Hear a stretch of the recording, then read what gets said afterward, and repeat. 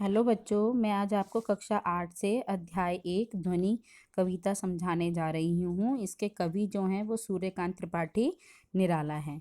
इसमें कवि क्या कहते हैं देखते हैं। अभी न होगा मेरा अंत, अभी न होगा मेरा अंत, अभी अभी ही तो आया है मेरे वन में मृदुल बसंत, अभी न होगा मेरा अंत। कवि यहाँ क्या कहते हैं कि अभी ना होगा मेरा अंत। कवि ऐसा इसलिए कहता है क्योंकि वह आशावादी है और यह कविता कवि ने दो रूपों में परिवर्तित की है, एक प्रकृति और दूसरा युवा पीढ़ी से। प्रकृति रूप में कवि बसंत के मनोहारी वातावरण से हमें अवगत कराना चाहते हैं, तो वहीं दूसरी ओर नवयुवक में नई चेतना का संचार भी करना चाहते हैं।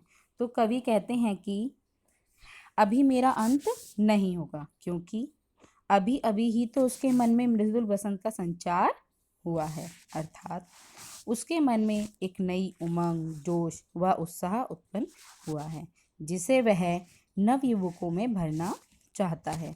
जैसे बसंत आने पर चारों ओर हरियाली ही हरियाली छा जाती है और सारा वातावरण मन को मोह लेने वाला हो जाता है, उसी प्रकार कभी भी युवा पीढ़ी से बसंत रूपी वातावरण में का संचार करना चाहता है। तो अर्थात चारों ओर उत्साह व जोश का वातावरण फैलाना चाहता है। दूसरी पंक्तियों में कवि क्या कहते हैं। हरे हरे ये पात, डालियां कलियां कोमल गात।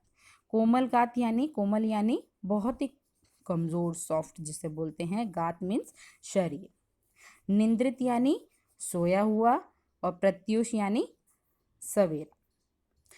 हरे हरे ये गात, डालियां कलियां कोमल गात, मैं ही अपना स्वप्न मृदुल कर फेरूंगा निदित कलियों पर जगह एक प्रत्युष मनोहर।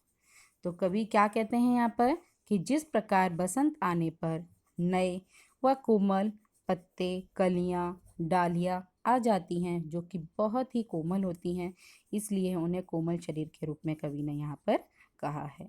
और जो कोमल कलियां, डालियां सब सोई हुई हैं, उन्हें प्रभात के सूर्य की किरणों से हाथ फेर कर जगा रहे हैं और जिससे वह पुनः फिर से खिलने लगे। तो दूसरी ओर कवि क्या कहते हैं कि जो नवयुवक सोए हुए हैं, उनमें फिर से अपने ज्ञान रूपी प्रकाश से उन्हें जगाना चाहते हैं, उनमें नई चेतना भरकर उन्हें जागरूक करना चाहते हैं, अर्थात नव चेतना का संचार करना चाहते हैं। इसलिए कवि क्या कहते हैं, अभी न होगा मेरा अंत। आगे पंक्तियों में देखते हैं। पुष्प पुष्प से तंद्रा लस, लालसा खींच लूंगा मैं, अपने नवजीवन का अमृत सहर्ष सींच दूंगा मैं, द्वार दिखा दूंगा फिर उनको, है मेरे वे जहाँ अनंत, अभी न होगा मेरा अंत। तो यहाँ कवि क्या बोलते हैं कि एक एक फूल यानी पुष्प जो नींद से अलसाए हुए हैं, उनके आलस्य को खींचकर उनमें फिर से नए जीवन को अमृत से सींच दूँ, अर्थात दोबारा से वो फिर से खिलने लगेंगे। यहाँ कहने का तात्पर्य ये है कि कवि निराशावादी लोगों के जीवन में खुशियाँ लाना चाहता है। हर एक नवयुवक के जीवन से आलस्य समाप्त कर नव जीवन को अमृत से अर्थात नए जोश उमंग से चेतना से सींचना चाहता है। उनके मन की निराशा समाप्त कर प्रसन्नता व उमंग का द्वार खोलना चाहता है, जिससे वह जीवन में नए जोश से आगे बढ़कर अपना जीवन यापन करें।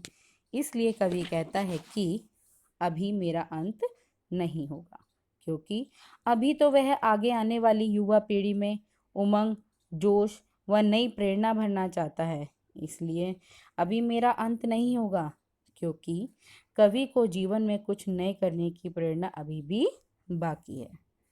आशा करती हूँ कि आप सभी को यह अध्याय समझ में आ गया होगा। धन्यवाद।